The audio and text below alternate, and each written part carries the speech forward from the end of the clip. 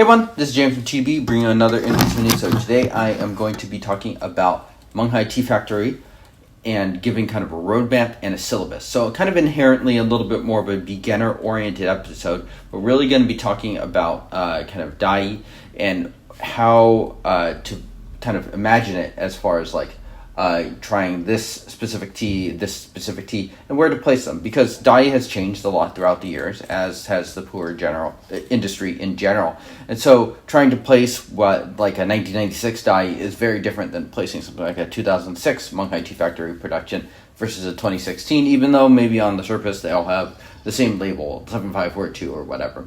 So trying to help place that and just talking a bit about kind of just like a syllabus of teas that you can try to really get a good baseline. In my opinion, Dayi is probably the most important just pu'erh operation in existence in terms of just exploration of both raw and ripe. If you want to get an idea of what pu'erh is, I think you really do need to go to Dayi. I think, it's a mistake to ignore it, for sure, when it comes to both of the major categories of pu'erh.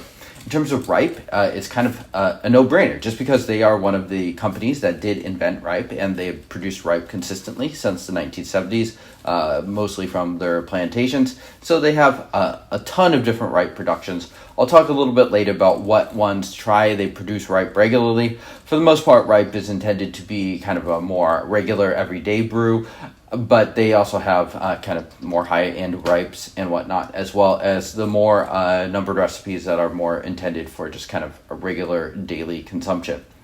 Their raw pu'erh tea, I would argue, is also kind of the place to get the best baseline as far as pu'erh if you're just starting out.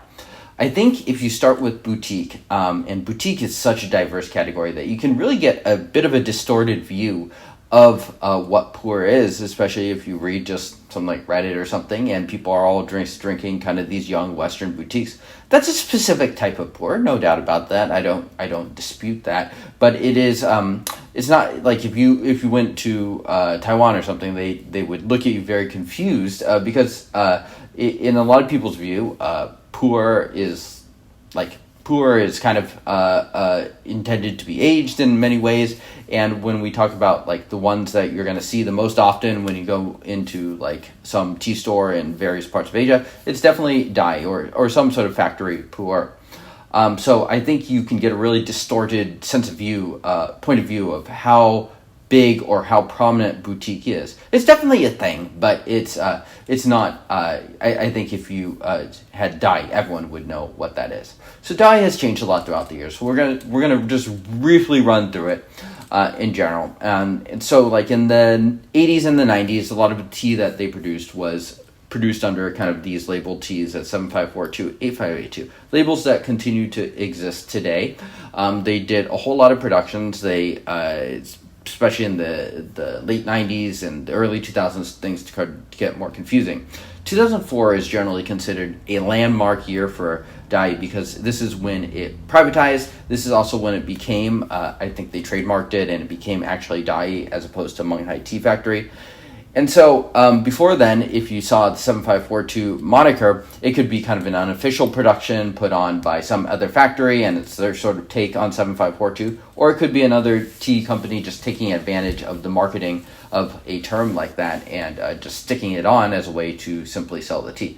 So it's important to distinguish, especially when we're talking about teas 2004 or before, if it's actually an official Munghai Tea Factory production, if it's a commission that was made by Munghai Tea Factory, or if it's just some other company that stuck the 7542 on and why they did that.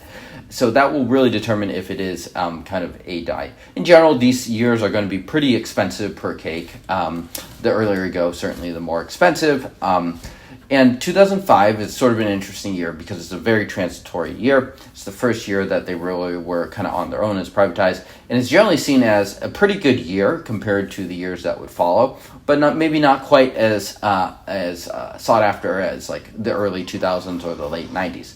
So still pretty pricey when we're talking about teas, but you can start to find them for a little bit less money then.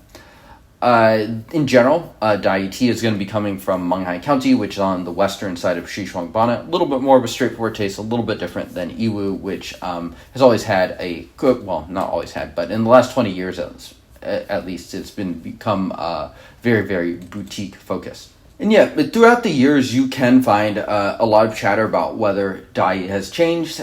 Some people, I've heard that 2014 or 15 or later, the rolling of it has become a little bit lighter.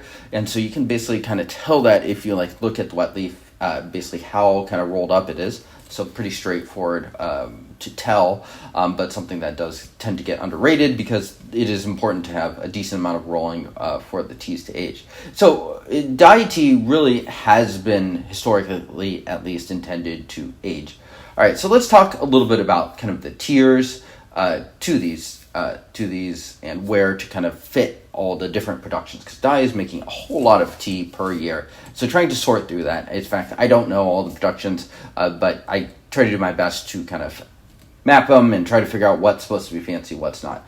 Generally speaking, Dayi making tea 2005 or later, the numbered recipes, especially these days, tend to be kind of the lower end, more mass-produced teas. Not 100% of the time, but most of the time. So we're talking about 7542, 8582. Those are definitely the two signature raw pu'erh recipes. To a lesser extent, you can find some other ones, so like 7532, 0622, 7742. Those are a little bit less prominent, but generally speaking, they are thought of as kind of the core recipes. And, you know, I'm not going to say they're bad, but they are generally considered to be kind of the baseline tier. And so the teas that are, when people talk about Dayi being super expensive or something like that, oftentimes what they're referring to, at least when it comes to more recent years, is so like 2010, 2011, we're talking about like the special production. So like the gold Dayi, the silver Dayi, the peacocks, things like that. So what should you try here?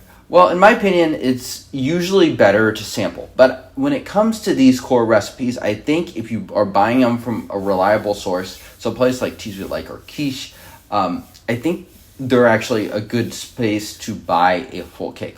Why is that? Well, one of the reasons is they're not that expensive. Those teas, you can find both of them, a decent example for sub $100. You can find relatively good storage on them as well, especially if you buy from those two sources. And I think they're good ones to just get a lot of different reps on. When we're talking about like some random special production, sure, you should probably try to sample if possible. But when it comes to the baseline recipes, I would never tell someone it's a terrible idea to get reps in on a full cake of 2008 8582. Like, session it many, many times. It's good to know, it's good to understand it, it's good to get a baseline and just lots and lots of experience with it. Same goes for 7542. Generally speaking, what I talked about is true. The later years you're going to go, the more expensive it's going to get. 2005 to 2010 is kind of a sweet spot just because it's not as expensive as the stuff that happened before Dayi was privatized, but it is also it's also got a decent amount of age under its belt as well. So 15 to 20 years. If you're trying something from 2025, it's just going to be a little bit rough. And frankly speaking, teas from like 2010 are not that much more expensive than teas from 2025. So if you're really, really trying to save a buck in going for the really young teas, I would generally recommend against that as well.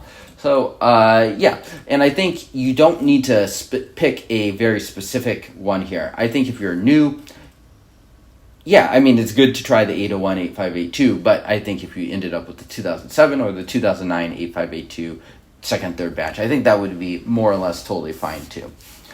Okay, in terms of ripe, it does kind of follow the same tier. So generally speaking, the highest priced ripes from that certain year are going to be special productions that aren't made every year. So I don't know, Star of Munghai, what's the other one? Jade Dew. They make all kinds of them.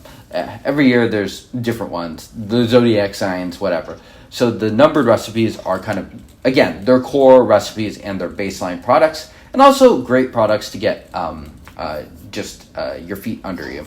Usually speaking, for ripe, I would say try something that is 2 years old, 3 years old at the minimum. You can try older than that too if you like, but it's something that does not need the amount of time that raw pu'erh is going to have. What recipes? 7572, 7452. Those are probably the two I would recommend. 8582 is produced really often too, 7262. So there's a bunch of different core recipes.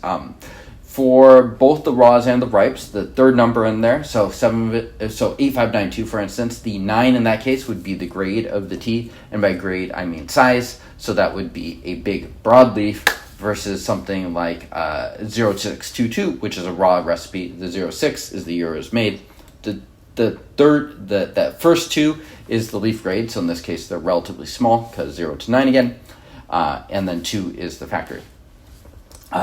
It's good for ripe to try some small leaf and some large leaf. Generally speaking, the small leaf, kind of the tippy ones, are fairly sought after. You're going to definitely see something called Golden Needle White Lotus, which runs more pricey than their kind of core recipes they make fairly often, probably because it's a favorite. That one's a little hit or miss. For me, at least, it's not the best bang for buck. I don't mind drinking it, but some of my friends really, really like it, and it absolutely passes their speed test. Other ones, a little bit less so. So I think your mileage may vary, certainly, for that one, but it's worth trying. So, yeah, get a couple of those. I'd say, sort of like the raws, not too bad to just order a cake or two. Many of these you can find for even cheaper than the raws. If you are so adventurous, you can get them for Taobao for $20 or less in many cases. Or you could find them elsewhere, probably for, twice that. So really not that much more expensive. So I'm not going to bother telling you exactly how to buy them from Taobao when the alternative is really not too bad at all. Well, where to buy? Generally speaking, you're going to get the best prices probably from Taobao, and the best prices and the biggest selection from Taobao. It's also the most big pain in the butt to buy, and with the international shipping and tariffs and shipping fees and whatnot, probably not the beginner rec. So I'm going to say Quiche is a good place to go. Teas We Like also sells some of these teas. And King Chi Mall is probably the place to get samples. You can also check out Yunnan Sourcing to see if they have anything. I would say specifically if you're looking for some of those raw recipes, pay attention to the storage. I would generally avoid trying to have something that's Kunming stored just because I think the extra heat and humidity of southern China or Taiwan is going to help the teas get to a better place more quickly. In this case, soften and mellow out. So that's why I would recommend you buy the raw recipes, at least from one of those places, as opposed to Kunming. That being said, Scott could absolutely sell some of those from Kunming. And when it comes to ripe, it doesn't really matter. So any of those places, Yunnan Sourcing would also be totally fine for ripe. You could definitely buy like something like 4 cakes, like just as theoretical first order, like 17542, 18582, and then 2 different ripe recipes. And that would be just a great way to find pretty good value as far as just the tea order goes, and just a great way to get a lot of different reps in. Like if we're talking about the 2005 8582, let's say that's $50-$60. Then you toss in the 2010 7542, that's probably another $50 to $60. So that's about $100-$120. And then 7572 and 8592, that's probably like, $15 each. And so you're looking at something like a sub $200 before shipping. So a little bit over $200 for 4 cakes. That would be a really fantastic intro to pu'erh. That's also something like 1.4 kilograms. So quite a bit of tea there to just kind of chew your way through. I think something like that would be a really good first order for someone that's looking to start out. You can definitely accomplish that at a place like Quiche or Taobao if you really want to be very, very adventurous. But this is not a Taobao video, so don't post and ask for the exact recommendations or whatnot. We'll do that some other time. All right, so thank you all for tuning in. Let me know what I missed. Let me know what else there should be covered here. Dayi makes a whole lot of tea, so we're absolutely not going through every single production. Just trying to give you a map of kind of the tiers up there. There are just many different tiers. So when people say Dayi is expensive, they could be referring to a different tea than you're thinking of too. Right now, in particular, Dayi is not very highly priced. And so that's a very good advantage for tea drinkers that actually want to drink the stuff and not collectors like us. So thank you all for tuning in, and I will see you all next time. Cheers.